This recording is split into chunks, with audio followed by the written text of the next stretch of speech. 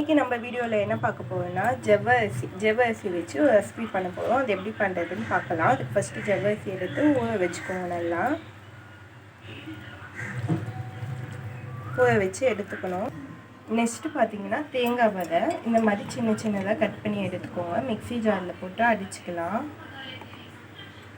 தேங்காய் பதை நீங்கள் எந்த அளவுக்கு நீங்கள் ஜவ்வ அரிசி எடுத்துக்கிட்டீங்களோ அந்தளவுக்கு ஆட் பண்ணிக்கலாம். நான் ரொம்ப கம்மியாக தான் ஆட் பண்ணிக்கிறேன். 2 பதை தான் ஆட் பண்ணிக்கிறேன். அது கூடவே நாட்டு சக்கரை, கொஞ்சமாக நாட்டு சக்கரை ஆட் பண்ணிக்கோங்க. அது கூடவே நம்ம நாட்டு சக்கரையும் ஆட் பண்ணியாச்சு. இப்போ இது மிக்சியில் போட்டு அரைச்சி எடுத்துக்கலாம். தண்ணியெலாம் விட வேணாம், அப்படியே கொழுன்னு அரைச்சி எடுத்துக்கணும். மிக்ஸி ஜாரில் அடித்து எடுத்தாச்சு. இப்போ நம்ம ஜவ்வ அரிசியை மசிச்சு எடுத்துக்கலாம். நல்லா மசிச்சு எடுத்துக்கலாம். நீங்கள் மத்து வச்சு கூட மசிச்சு எடுத்துக்கலாம். அப்படி இல்லைன்னா ஸ்பூன் அந்த மாதிரி வச்சு கூட நம்ம மசிச்சுக்கலாம்.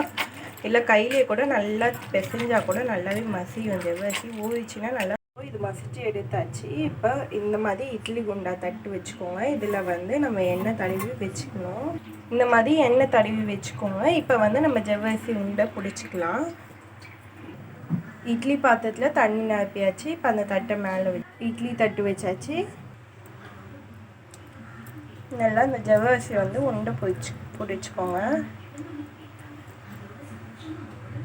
உண்டை பிடிச்சாச்சு.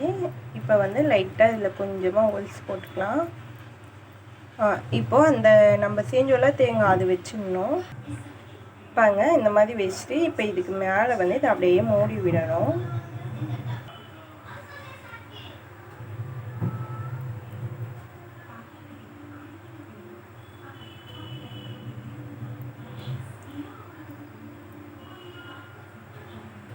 இப்போ நம்ம எண்ணெய் தடவி வச்சோம்னா அந்த தட்டில் வச்சுக்கலாம்.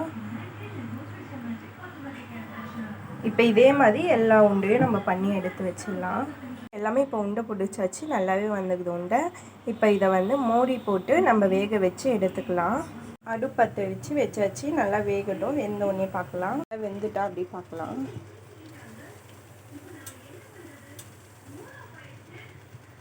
நல்லாவே வந்துச்சு. இப்போ இதை எடுத்துக்கலாம். நம்ம எடுத்தாச்சு. இப்போ இதை நம்ம ஒரு கிண்ணத்தில் வச்சுட்டு கொஞ்சமாக பால் ஆட் பண்ணிக்கோங்க.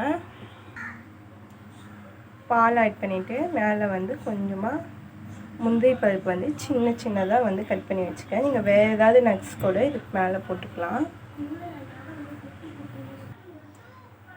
ரொம்பவே நல்லாயிருக்கும். தேங்காய் பால் ஆட் பண்ணிங்கன்னா இன்னும் நல்லாயிருக்கும் டேஸ்ட்டு. தேங்காய் பால் ஆட் பண்ணிக்கோங்க. இந்த மாதிரி மேலே ஏதாவது ஒரு நட்ஸ் போட்டுக்கலாம். இந்த வீடியோ உங்களுக்கு பிடிச்சிருந்தா லைக் பண்ணுங்கள், ஷேர் பண்ணுங்கள், சப்ஸ்கிரைப் பண்ணுங்கள், மறக்காமல் பெல் பட்டனை கிளிக் பண்ணுங்கள். தேங்க்யூ.